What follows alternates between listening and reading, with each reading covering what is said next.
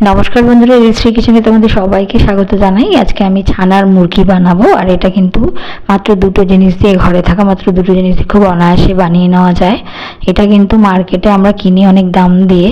দেখো, এখানে আমি 1 লিটার দুধ নিয়েছি, দুধটার থেকে আমি ছানা করে নেবো। তো ছানা কাটার পাউডার নিয়ে নিয়েছি 2 চামচ।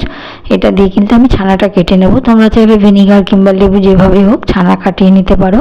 তো মোটামুটি কিছুক্ষণ এরকম নেড়ে নেড়ে আমি ছানাটাকে দেখো কেটে নিয়েছি।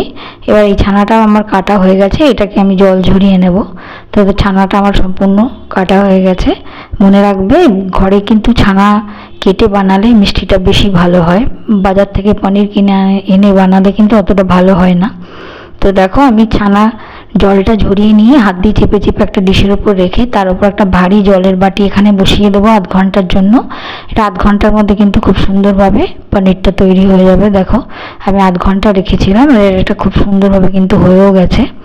এবার আমি এই পনিরটা থেকে ছোট ছোট করে পিস কেটে নেব। প্রথমে আমি চারদিকে পিসগুলোকে এইভাবে কাটিং করে নিচ্ছি, যাতে সমানভাবে স্কোয়ারে আমি কেটে নিতে পারি। তাই চারদিকটা একটু এভাবে কেটে বাদ দিয়ে দিচ্ছি। তো দেখো, চারদিকটা এভাবে ছোট ছোট করে কেটে বাদ দিয়ে দিলাম। দিয়ে এবারে তোমরা যেরকম সাইজ চাইবে সেরকমই করতে পারো। মোটামুটি সাইজের আমি কিন্তু এইভাবে পনিরের পিসটা করে নিচ্ছি। এবারে ছোট ছোট করে পিসটা কেটে নিয়ে আমি তারপরে এটাকে বানাবো। বাজারে কিন্তু বন্ধুরা খুব দাম এই মিষ্টিটার, ঘরে কিন্তু অনায়াসে বানিয়ে নিতে পারবে। দেখো, আমি কেটে নিয়েছি। এবার আমি চিনি শিরা বানিয়ে নেবো। সেই জন্য দেখো 200 গ্রাম চিনি নিয়েছি। আমি যে বাটিতে নিয়েছিলাম সেই বাটিতেই সমপরিমাণে, মানে 2 বাটি জল দিয়েছি 1 বাটি চিনির জন্য। সঙ্গে একটু গোলাপ জল দিয়ে দিলাম। তোমরা চাইলে এলাচের গুঁড়ো দিতে পারো, আমি এখানে গোলাপ জলটা দিয়েছি।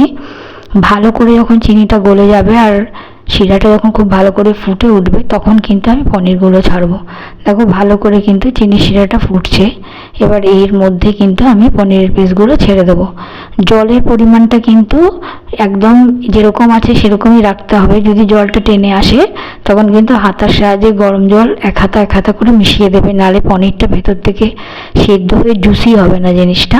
তো এটাকে কিন্তু অবশ্যই খেয়াল রাখতে হবে। আর হাতা দিয়ে এইভাবে ঘুরিয়ে ঘুরিয়ে কিন্তু প্রায় 15 মিনিটের জন্য এইভাবে ভালো করে কিন্তু ফুটিয়ে নিতে হবে। দেখো, খুব সুন্দর করে কিন্তু ফুটছে, আর আমি মাঝে মাঝে হাতা দিয়ে এইভাবে নেড়ে দিচ্ছি। আর এখানে কিন্তু যদি জল মনে হয় কম হয়ে যাচ্ছে, তাহলে অবশ্যই কিন্তু গরম জল একটু মিশিয়ে দিতে হবে। তো বেশ কিছুক্ষণ ফুটতে হবে, প্রায় 15 মিনিটের জন্য আমি এটাকে ফুটিয়ে নিচ্ছি ভালো করে। আমার প্রায় হয়ে এসছে জিনিসটা, আমার প্রায় 15 মিনিট হয়ে গেছে। এবার আমি কিন্তু এটাকে নামিয়ে নেব। নামিয়ে শিরাটাকে ছেঁকে নিতে হবে।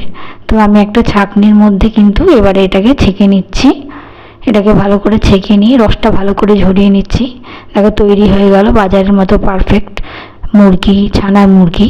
তো ভিডিওটা ভালো লাগলে অবশ্যই একটা লাইক করো, আর আমার চ্যানেলটাকে সাবস্ক্রাইব করো। আবার দেখাবে নতুন আরেকটা রেসিপি নিয়ে আগামী পর্বে। আজকের মতো বিদায় নিচ্ছি, ভালো থেকো, নমস্কার।